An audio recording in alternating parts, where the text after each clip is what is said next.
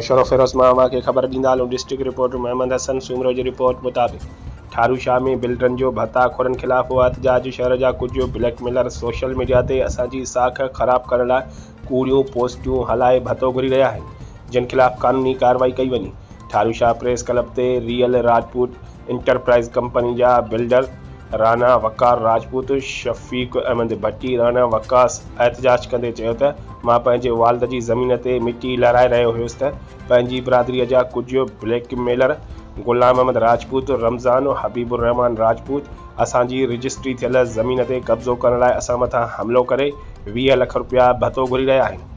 उन्हनि चयो त असां भतो न ॾियण ते असां खिलाफ़ सोशल मीडिया ते कूड़ियूं पोस्टियूं हलाए असांजी साख खे शियो रसाए रहिया आहिनि, जिन खिलाफ़ ठारूशाह थाणे ते दरख़्वास्त ॾिनी आहे ऐं अदालत सगोरीअ जो बि दर खड़कायो वेंदो।